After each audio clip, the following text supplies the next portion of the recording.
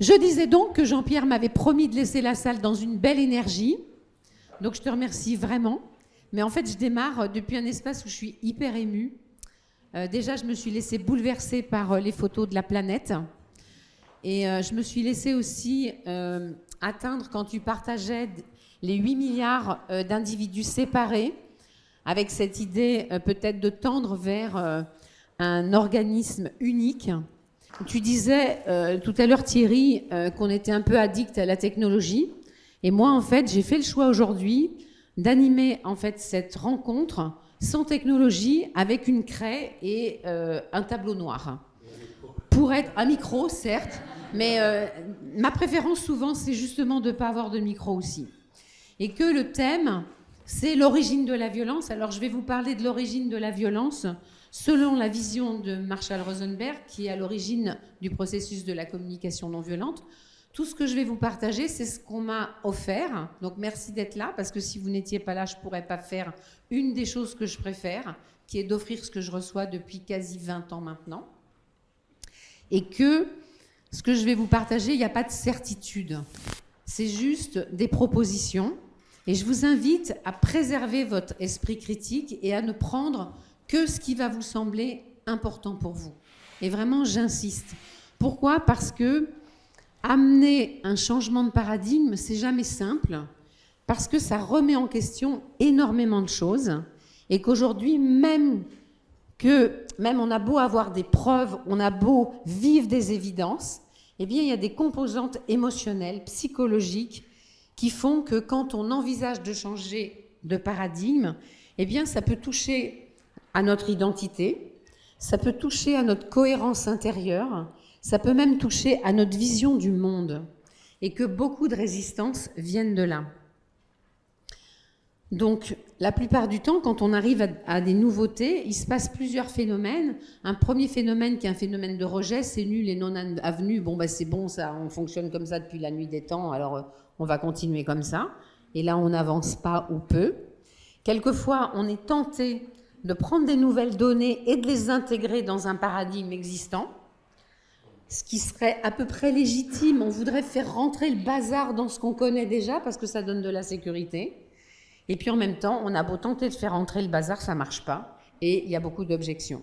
Donc aujourd'hui, on arrive à un moment, et j'aime bien quand tout converge, c'est est-ce qu'on continue de faire ce qu'on a toujours fait, ou est-ce qu'à un moment, on envisage de changer certaines choses ? Donc, je vais démarrer en fait des travaux de Rosenberg, où lui, quand il se fait casser la figure à l'âge de 7 ans, il est obsédé par le sourire de ceux qui lui cassent la figure, en se disant comment certaines personnes peuvent prendre plaisir à tabasser quelqu'un, quand d'autres personnes, et en l'occurrence c'est ce qu'il vit en parallèle, il voit sa propre maman et son oncle prendre soin de cette grand-mère qui a beaucoup pris soin de lui dans fin de vie, et il les voit sourire, et ça va être une quête. Et quand il fait ses études de docteur en psychologie, il veut comprendre le fonctionnement en fait de l'être humain, au sens où qu'est-ce qui fait qu'a priori, à un moment, on pourrait basculer dans plus de violence que ce pourquoi on est programmé. Quand moi j'ai rencontré ce processus de communication non violente, j'y allais pour comprendre la violence des autres. Franchement, et je dis souvent en blaguant dans mes débuts de formation, moi j'y allais pour changer ma belle-mère. Avec vraiment la certitude que j'allais enfin trouver un machin qui allait me permettre de faire changer les autres. Et puis, j'ai pris une énorme claque parce que regarder la violence dans le monde, et c'est ce que disait Thierry aussi tout à l'heure en introduction, c'est prendre conscience de la violence qui est la nôtre. Et j'ai pris conscience du niveau de violence qui était la mienne. Et au bout de 2 jours, j'ai vu que j'étais un terroriste, en fait, à moi toute seule. Et ça a été violent de voir ma propre violence. Alors, Rosenberg, je veux bien que vous puissiez remonter le bazar, là. Et donc, Rosenberg va passer sa vie à tenter de comprendre si cette violence qui est la nôtre à certains moments, elle n'est pas directement en lien avec un langage qui nous conditionne. Et donc il va faire le pari d'aller regarder ce qui se passe dans certaines tribus dites primitives, d'observer ce qui marche Et comment nous, à certains moments, on peut devenir extrêmement violent alors que ce n'est pas notre intention. Oh, ben il y a quelqu'un qui a écrit sur le tableau. Comment c'est possible? Voilà le plus haut niveau de technologie que je vais vous proposer. Alors avant tout, je vais vous proposer une petite expérience parce qu'on a vu aussi que l'essentiel, finalement, c'est le lien à soi et aux autres. Et donc, je vais vous inviter à vous relier à un moment où vous avez contribué, soit pour vous-même, ou soit peut-être pour quelqu'un. Donc, de vous relier à un moment où vous avez contribué pour vous ou pour quelqu'un.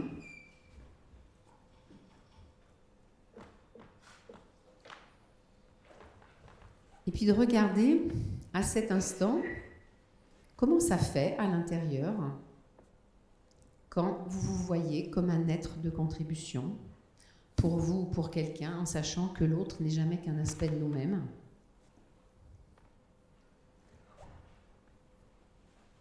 Et puis peut-être si vous prenez le temps de regarder à cet instant,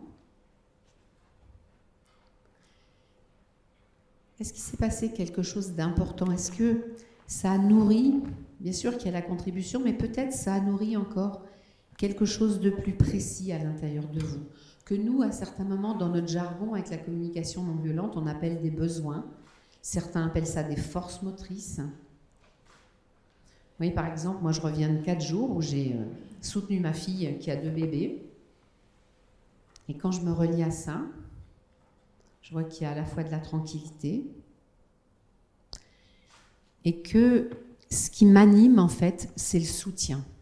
Et je vois que ce qui a été nourri, c'est ce soutien, en fait, de voir que dans cette micro-société qui est la famille, que à certains moments, voilà, il y ait ce mouvement de soutien. Et donc, je vous invite maintenant à partager à la personne la plus proche de vous, essayer de faire des binômes, des trios, comme vous voulez, justement, comment vous vous sentez en étant relié à ce moment de contribution, et surtout, est-ce que ça a nourri quelque chose de particulier de faire ce mouvement-là. Donc, je vous laisse à peu près 1 minute de partage. Et puis, si vous n'avez pas envie de le faire, eh bien, surtout, vous faites autre chose. D'accord? Tout va bien. Il n'y a pas d'obligation. Alors, pourquoi je vous ai proposé cette expérience? Parce que quand Rosenberg, il y a plus de 60 ans, démarre sur cette croyance, les êtres humains aiment contribuer, ça semble complètement fou et non avenu. Or, aujourd'hui, en psychologie, on est tout à fait capable de prouver qu'un enfant, à la naissance, naît avec cet élan de contribution. Et donc, tout son travail a été d'aller regarder, finalement, est-ce que si on changeait de croyance, ça influerait ou pas le monde de demain? Pas parce que ce qu'il propose c'est mieux, mais ce serait différent. Et donc il s'est rendu compte que nous, en tout cas moi, mais peut-être je suis la seule, j'ai été éduquée avec une croyance qu'il existe le bien et il existe le mal, et que si on démarre de cette croyance-là, peut-être que les êtres humains, ignorent le bien et le mal. Et que quand on travaille sur les origines de la violence, eh bien, si on démarre de cette idée que les êtres humains ignorent le bien et le mal, on va les éduquer d'une certaine manière. Et donc, la force de Rosenberg, eh bien, ça a toujours été de faire des schémas qui se ressemblaient d'un paradigme et d'un autre, en étant capable de nous offrir, en fait, de voir les conséquences. Pas que ce soit bien ou mal, mais de voir que si on continue ça, il y a des conséquences, et si on s'oriente vers ça, il y aura d'autres conséquences. Juste ça. Alors, si on démarre du présupposé que les êtres humains ignorent le bien et le mal, eh bien, on va les éduquer à reconnaître le bien et on va les éduquer à reconnaître le mal. Alors, comment on va s'y prendre? Eh bien, quand le petit va faire des trucs bien, on va lui fourguer des récompenses. Et puis, s'il fait mal, eh bien, il est possible qu'on l'éduque à coups de punition. Et que pour arriver à faire ça, eh bien, on va intégrer, on va reproduire un langage qui est celui avec lequel on a été éduqué depuis la nuit des temps. Et donc Rosenberg a mis en évidence des habitudes de langage qui peuvent susciter des réactions et ou en tout cas qui diminuent la motivation à contribuer. Et donc, quand nous, on travaille dans les stages sur ces habitudes de langage, eh bien, on voit qu'on a été conditionné à juger et dans les jugements, on a été conditionné à voir la vie d'une manière binaire, bien, mal, tort, raison, et que comme on a tous été éduqués à avoir raison, ben, il y a un moment, ça ne marche plus. Et donc, à force de vouloir avoir raison, eh bien, à un moment, on se fiche sur la tête et que ce n'est pas l'objectif. Et donc, quand on éduque l'enfant avec ses références, eh bien, on développe des adultes qui ont plus de références externes que ce qui serait nécessaire. Je traduis. C'est-à-dire que c'est quelqu'un qui nous dit si on fait bien ou si on fait mal. Après, c'est le parent qui nous dit si on a froid, on a chaud, si on a faim, ou etc., etc. Et donc, c'est comme si à un moment, on perd notre boussole interne. Et que, quand on éduque comme ça, eh bien, on va développer et maintenir des systèmes de domination, de compétition, ou d'une certaine manière, eh bien, il vaut mieux être en haut de la pyramide qu'en bas. Il vaut mieux être le juge que le jugé. Il vaut mieux être le prof que l'élève. Il vaut mieux être le parent que l'enfant. Peut-être qu'il vaut mieux être le président que les présidés. Ça, je ne sais pas. Donc, on voit que ce schéma, en fait, entretient un mode qui va nous amener à vivre de la violence les uns avec les autres, alors qu'a priori, ce n'est pas notre nature. Donc Rosenberg s'est dit, si on démarre d'une autre croyance, qui sont que les êtres humains aiment contribuer, c'est que peut-être en amont, et il a été très inspiré par Rumi quand il disait il existe un lieu au-delà du bien et du mal, et c'est là où j'aimerais t'y rencontrer. Il s'est dit, il y a certainement des forces de vie à l'intérieur de nous qui cherchent à s'épanouir. Ce qu'il a appelé, dans notre jargon toujours, les besoins. Et donc, quand on part du présupposé que les êtres humains aiment contribuer, bien sûr qu'il va être question d'éduquer, au sens noble, éduquer, montrer le chemin.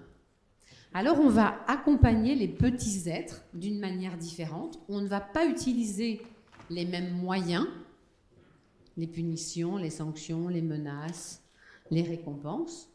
On va faire grandir les êtres humains dans la conscience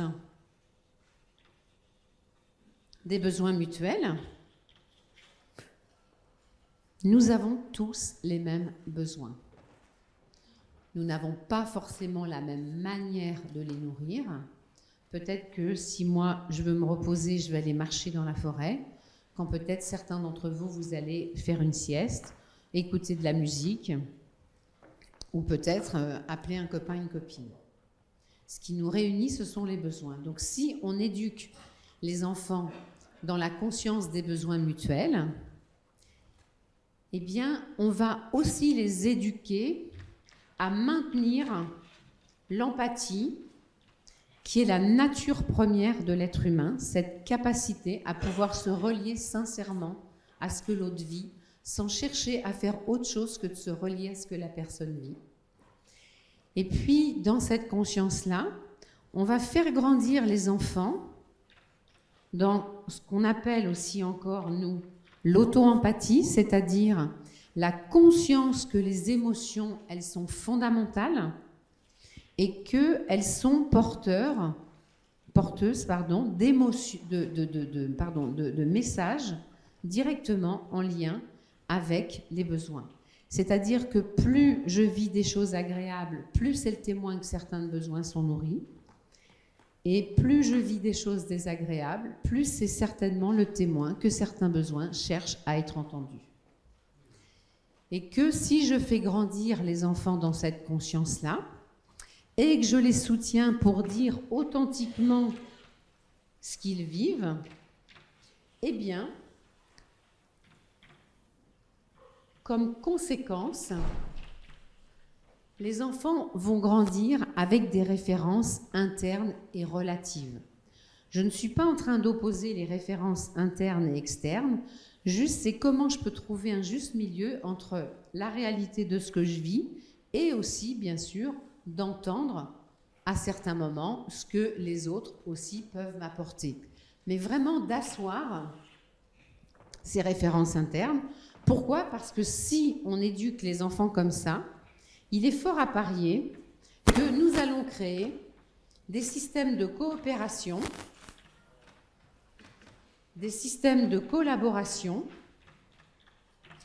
où précisément, et c'est là où je te rejoins Jean-Pierre, on va intégrer cette conscience de l'interdépendance. Pourquoi ? Parce qu'aujourd'hui, de mon point de vue, seule la coopération et la collaboration vont faire qu'on s'en sorte ensemble. Et que dans ces systèmes-là, ça ne veut pas dire qu'il n'y a pas de chef, ça ne veut pas dire qu'il n'y a pas ces notions d'autorité.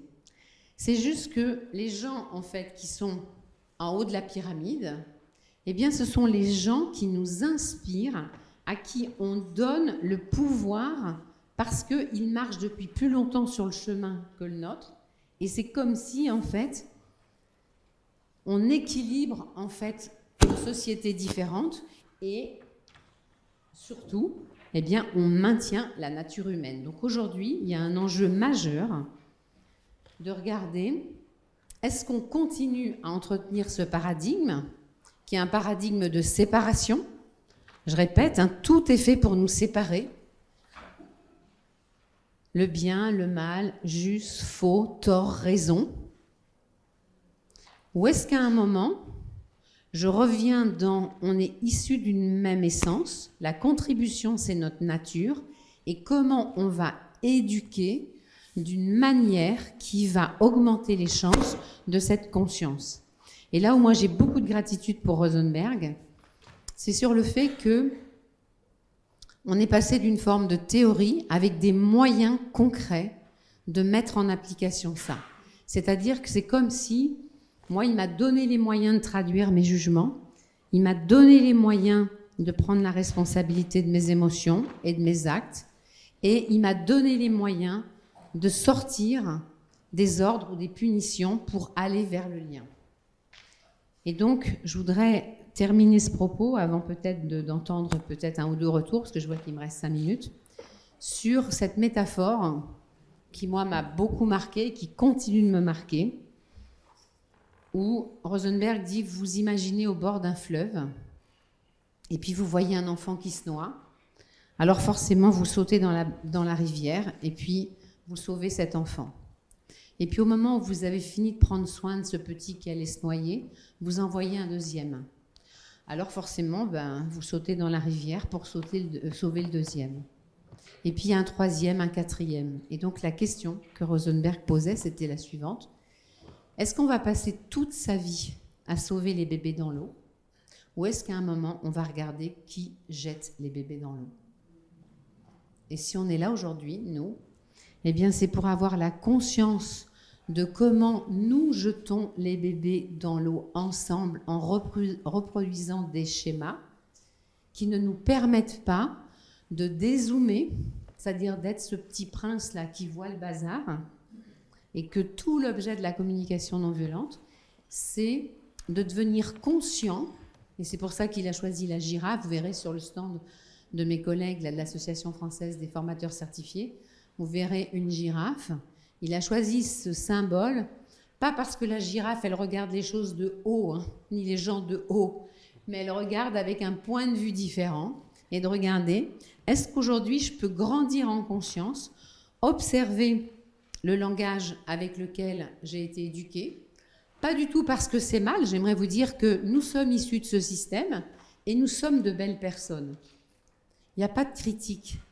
C'est juste de voir qu'aujourd'hui, on arrive à un niveau où il y a des conséquences, on a perdu la conscience de notre interdépendance et que le système de compétition et de domination nous isole les uns des autres. Et peut-être qu'on pourrait tendre vers quelque chose qui nous fasse expérimenter le un, cette essence commune que nous avons et de laquelle tu as parlé et laquelle aussi j'ai travaillé là sur la continuité de la conscience. Et donc de développer l'art de se voir faire et de regarder, est-ce que ce que je suis en train de faire, c'est au service ou pas du monde dans lequel je rêve de vivre pour moi, les jeunes, les enfants et toutes les créatures qui composent cette terre qui est la nôtre. Donc je vous remercie pour votre attention et comme ça il reste 3 minutes peut-être pour entendre vos retours parce que peut-être que pour certains c'était choquant, peut-être que pour certains c'était à des années-lumière de votre vision et voilà, je suis prête à entendre si c'est OK pour certains ou pas du tout pour d'autres.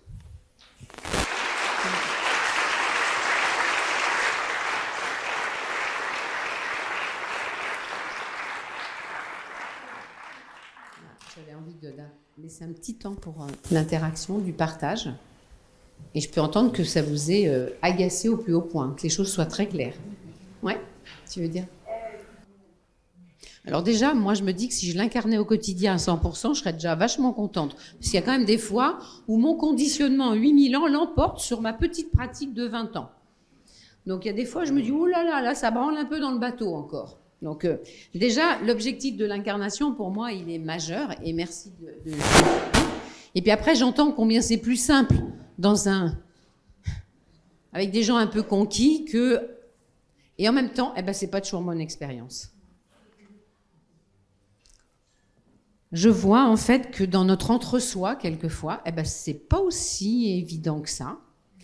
Et que moi qui, dans mon expérience d'infirmière scolaire et d'animatrice de prévention pendant 10 ans, j'ai traversé les lycées d'Île-de-France, voilà. Je voyais que la posture d'amour avec laquelle j'arrivais dans les classes, c'est ce qui faisait la différence. Et j'aime me souvenir de ça.